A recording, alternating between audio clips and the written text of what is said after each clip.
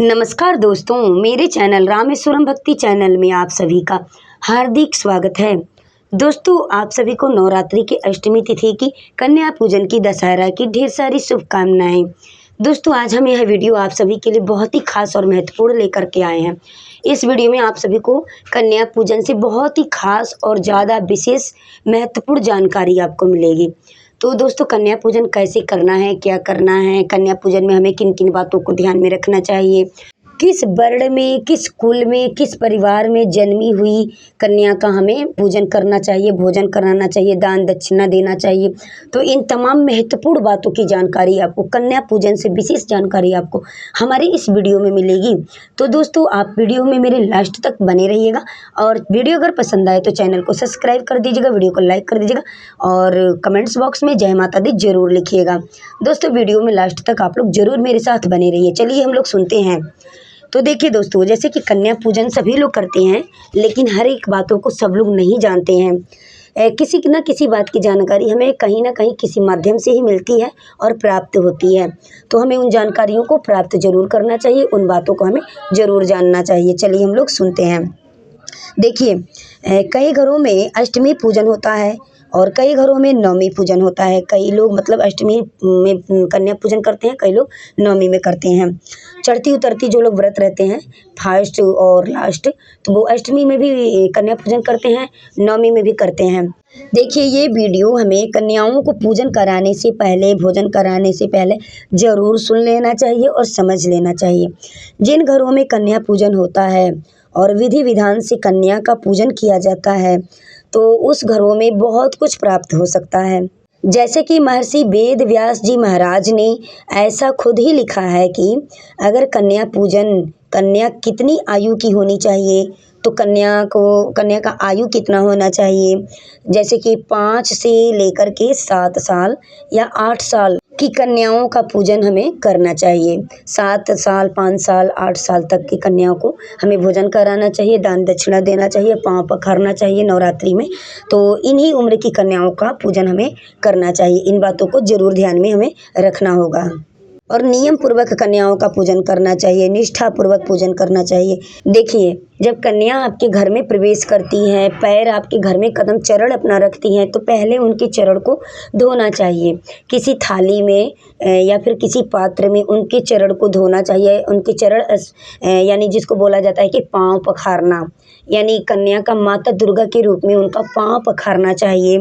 उसके बाद से उनको तिलक कुमकुम से करना चाहिए, रोली अक्षत तिलक से उनका पूजन करना चाहिए।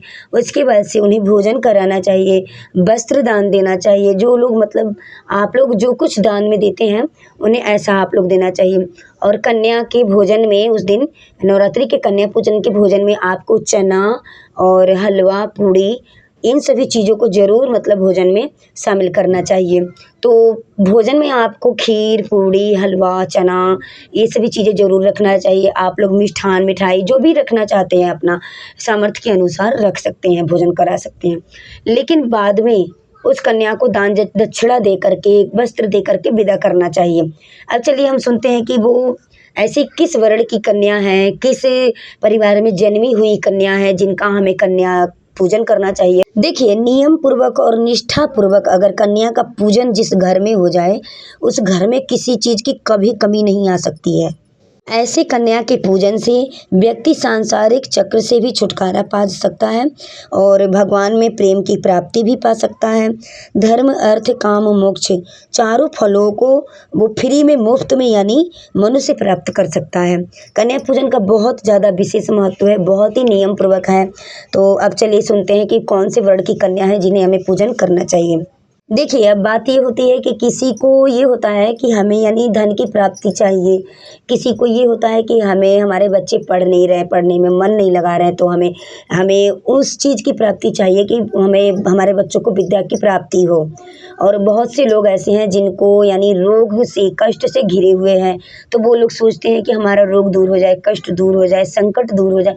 तो कईयों को मतलब ये चीज़ें चाहिए और कईयों को ऐसे होता है कि शत्रुओं से भय होता है, अपने केस मुकदमा को लेकर के, जमीन का झगड़ा हो, इन सभी चीज़ों से अपने शत्रुओं से हमेशा भय लगा रहता है।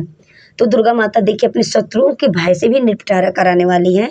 तो अगर शत्रु से ज़्यादा भय है तो उन लोगों को ये होता है कि हमें शत्रु से निजात मिल जाए, छुटकारा मिल जाए, केस मुकदमा चल रहा है हमारा, तो इससे हमें छुटकारा मिल जाए। कईयों के ऊपर ये होता है कि कर्जा बहुत ज़्यादा होता है, तो ये सोचते हैं कि मतलब हमारा कर्जा मतलब निपटारा हो जाए और हमारा बिजनेस व्यापार चलने लगे, हमारा जो काम धंधा है वो चलने लगे।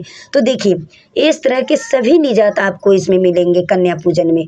लेकिन हर एक निजात का अलग अलग कन्या की वर्ण का पूजन बताया गया है कि किस वर्ण की कन्या का पूजन करेंगे आप तो किससे आपको निजात मिलेगा, छुटकारा मिलेगा, लाभ मिलेगा, फायदा मिलेगा। तो चलिए इसी बात को मैं बता रही हूँ आप लोगों को। आप लोग इस बात को गंभीरता से और ध्यान से अवश्य ही सुनिएगा। देखिए, जिसको बुद्धि विवेक की प्राप्ति करनी है, धन की प्राप्ति करनी है, लक्ष्मी की प्राप्ति करनी है, तो ब्राह्मण वंश में जन्मी हुई कन्याओं का पूजन करना चाहिए। जो ब्राह्मण कुल में जन्मी हुई कन्या है उनका पूजन आप लोग करें नवरात्रि में। तो जिनको बुद्धि विवेक चाहिए, विद्या चाहिए, उन लोगों के लिए नवरात्रि में ब्राह्मण कुल में जन्मी हुई कन्या का पूजन करें, भोजन कराएं, दान दक्षिणा दें, पाँव पखारे, तिलक लगाएं, उन्हें कुमकुम लगाएं, चूड़ी माला जो भी आपको देना है सब कुछ दे करके, वस्त्र दान दक्षिणा दे करके उन्हें आप लोग कन्या पूजन नवरात्रि में करें। और जिनके बच्चे पढ़ने लिखने में कमज़ोर है, पढ़ने लिखने में मन नहीं लगाते हैं, नहीं पढ़ते हैं, नहीं लिखते हैं, तो उन बच्चों से भी आप ब्राह्मण वर्ण में जन्मी हुई कन्या का पूजन आप लोग नवरात्रि में जरूर कराएं अपने बच्चों से।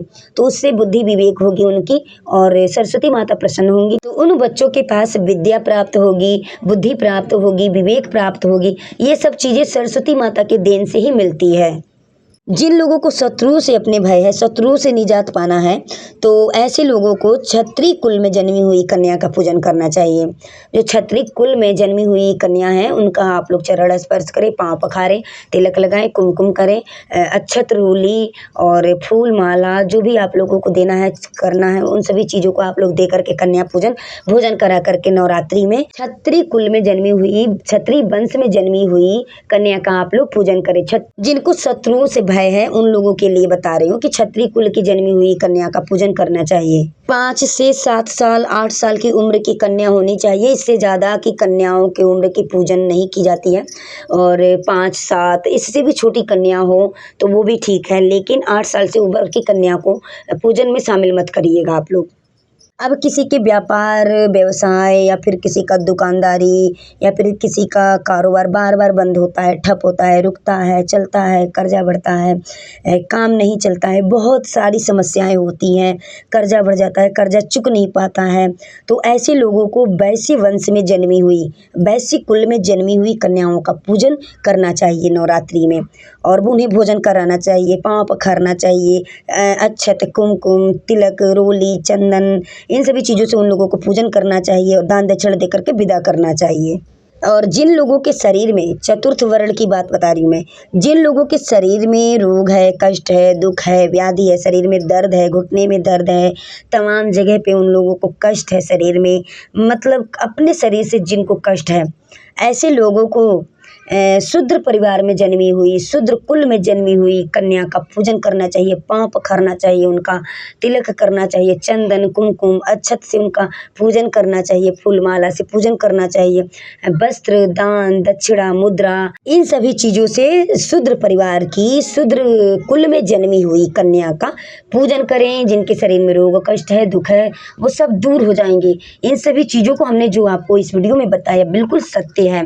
ये खुद ही महर्षि वेद व्यास जी महाराज ने इस बात को लिख करके गए हैं, बता करके गए हैं, वो वेद व्यास जी की वाणी है ये।